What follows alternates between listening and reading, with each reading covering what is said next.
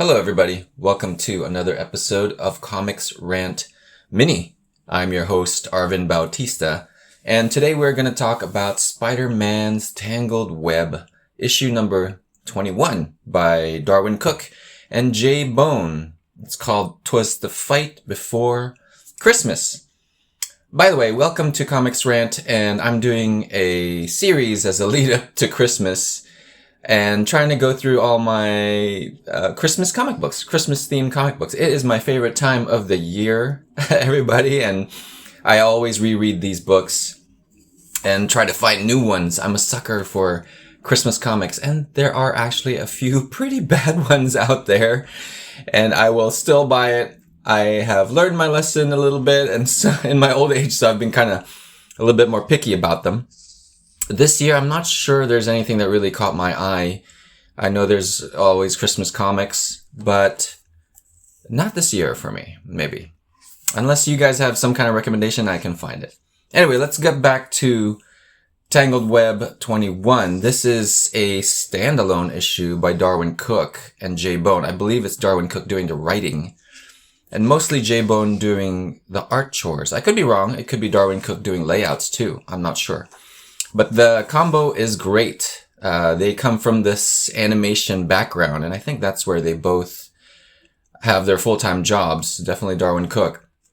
But it's great at this time. I think it was like 2002, 2003 this book was published, where they kind of were bleeding into the comic book industry. And whoever was the editor that was doing that, and I know Darwyn Cooke did mostly DC stuff, so I'm guessing Chiarello was the one who kind of like got him in there. And Darwyn Cooke's very talented. So anyway, it was a cool change of style. To be honest, it threw me off because I'm so used to traditional American comic book style. Like detail. I'm an Image kid. So that's kind of like what was, I think even back then, it was what was very popular still. So they were kind of like this refreshing breath of fresh air, except I think I was just so thrown off. I didn't immediately pick up everything that was being made by these guys. But this is a great book. Let's get back to that. This is a great Christmas themed book. It is with I love it because it hits all these classic Spider-Man, tropes, I guess, but it's just so fun because I think at around 2000, early 2000s, it was not quite like that. So they kind of played off of mostly the classic things that Spider-Man does, which is like he's always down on his luck. He's already with MJ this time around, but MJ is stuck somewhere else. You know, it's got this nice cozy feeling where everybody is stuck in New York City. They're snowed in, right? Everybody's at work at the Daily Bugle. So it's kind of like almost like that sitcom setup, right? Like everybody's stuck in where they're working. All the usual suspects are there. And Spider-Man like runs into this group of, I think they must be like some kind of private school kids. They're all like in these suits. They're Japanese kids. Got left on the last train. And so he picked them up as Peter Parker and brought them to the Bugle, and chaos ensues. And look at this, J. Jonah Jameson. It's really cool. Sorry, I'm just flipping back through this stuff now. But J. Bone stuff I always like. It's very, it's a lot looser than Darwyn Cooke's stuff. I like them both. But there's this nice, like, this is a good set of pages here. And they do their best. Jack Kirby impression here. Because everybody, all the cool people show up in this book. It's not just Spider-Man. It's the Fantastic Four. There's some Wasp. The Wasp shows up from the Avengers. You got the Crystal from, I'm blanking out. The Inhumans. Wow, how did I blank out on that? From the Inhumans and, even like classic bad guys. Flash Thompson is here. Betty Brant. Betty Brant is actually the love interest that I grew up with because I watched the cartoon. So she's actually here. That's Betty Brant. But I think Darwyn Cooke and J. Bone, if I'm correct, they introduced these other characters for Peter to play off with. Basically, it's not just, well, Mary Jane is the love interest, correct? But they throw in these two characters, and one of them is this blonde lady, and there is a brunette that get thrown in there. Betty Brant doesn't quite act like that. I think she's with Ned anyway. To kind of mix it up, and it's kind of cool. There's another issue that I'll probably try to go through. It's a Valentine's Day issue with the same crew, with the same team. And those two girls are in there and they play a bigger role. In here, not so much. In here, it's like a good old fashioned fight scene with Medusa, Invisible Woman, the Wasp, Crystal, Spider-Man, fake Spider-Man. Like, it just kind of goes crazy. And it's very, very fun. And there's a lot of setup in the fight that reads really well. It's very fast. And of course, leave it to the animation guys, right, to do so. I just saw this ad. You know, what's funny is, the story is pretty tame, right? There's nothing too crazy in it.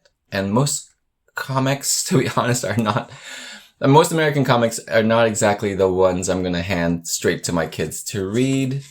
They're still a little young and a little squeamish, even though we tried our best to kind of ease them into that. But, it's not the thing they want to see. And this ad, look at this guy. He's got a grenade in his mouth because it's the Punisher punishing bad guys. So even though the story is pretty tame, I see these ads and I'm like, oh, maybe not so much for my kids, which is unfortunate. Growing up in the Philippines, I didn't have a lot of access to Spider-Man books, but what I did have, I only had a couple issues of stuff. I had a Black Cat one, and then I also had a Spider Slayer one. I don't know why they picked that one to bring out to the Philippines, but that was the one I got, drawn by Alex Savick? I don't know how to say his name, but I just remember it. It's one of the first few Spider-Man books I got. Awesome looking Medusa. I mean, awesome. The ladies are the ones that do a lot of the fighting here, as you can tell from the cover. And it's got that kind of Jingle All the Way flavor with superheroes, because Peter has to get this thing at the mall, and it's just chaos at the mall. There's some fun things going on here at the Daily Bugle for this Christmas party. It's got a good feeling. J-Bone just draws everybody in there, and there's some gags that go on here, people are getting a little too drunk. This guy's wearing a lampshade on his head and he knocks himself into the Christmas tree. That's not really the story, but it's kind of fun to see these little things, to kind of glance on these little things. It's nice. It has a good flavor of New York City for Christmas, at least the New York City that you picture in your head. I've actually been to New York City during Christmas.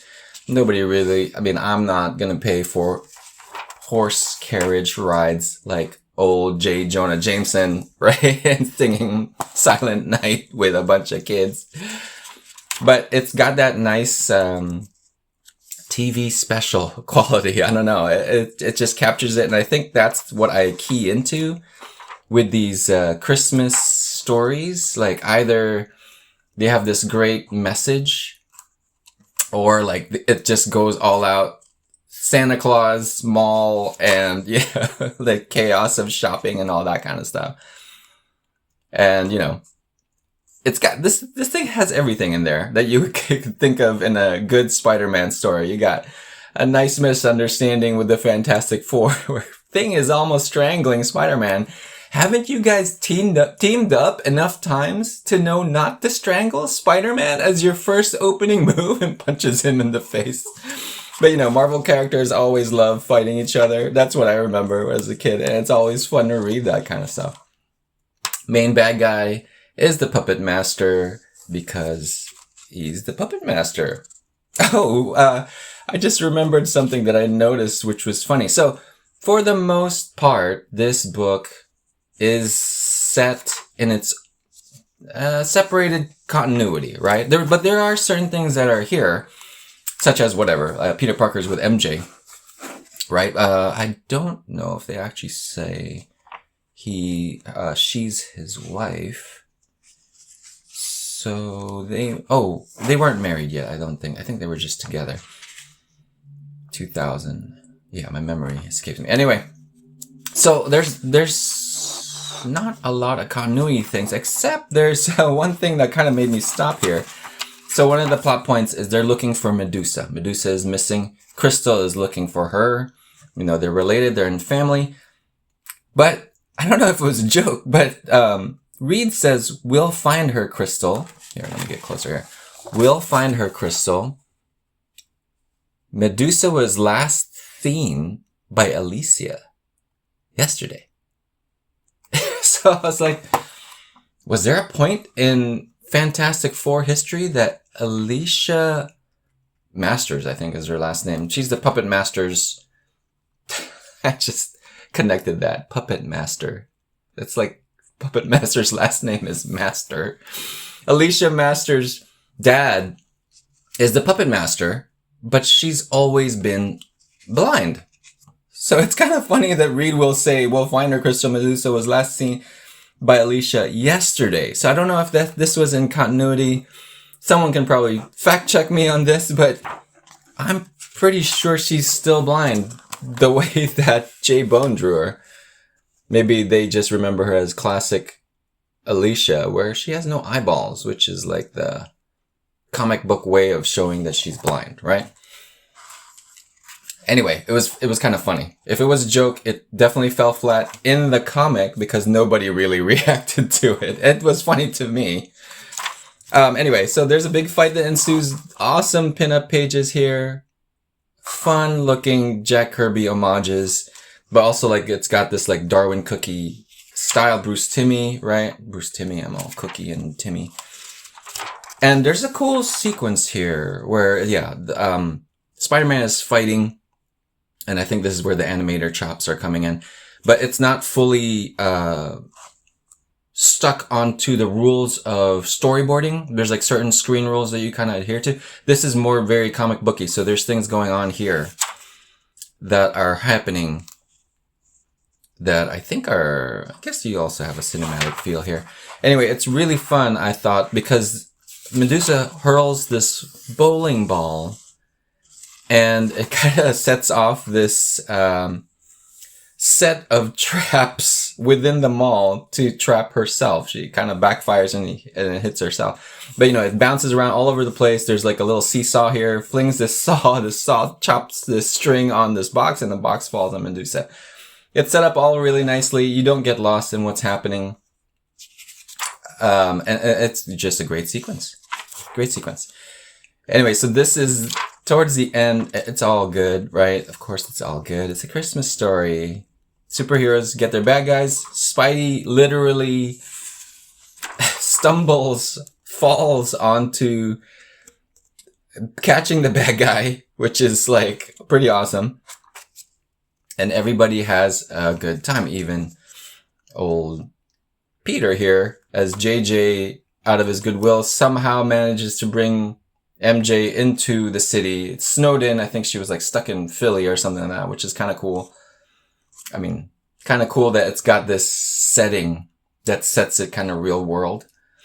And, you know, he must like helicopter her in or something, and everybody has a Merry Christmas. And I like the way this is set up. I think I did get a little lost with how to read this because I got stuck here. So I was moving this way, and I thought you would move this way for the panel read, but I think you actually move this way. Because these two word bubbles seem to relate to each other. But for the most part, they are distinctively set on their own panels. Like, you can read this in any order, except for these two, and it'll still make sense. Because they kind of wrap everything up in a nice little Christmas bow. So you have like a good ending. And I always love these kind of pinups where it greets the reader Happy Holidays, Merry Christmas, you know, peace on earth, and all that kind of stuff. I don't know. I just love these kind of books, and I really get into it this time of year. And that's why there's like this Advent series at Comix Rant right now. Anyway, that is it for this book. I hope you enjoyed this trip down memory lane for me. Hope you get into the spirit of the holidays. And that's it for Comix Rant Mini. I'm your host, Arvin Bautista, wishing you a Merry Christmas, Happy New Year, Happy Holidays. See you guys next time.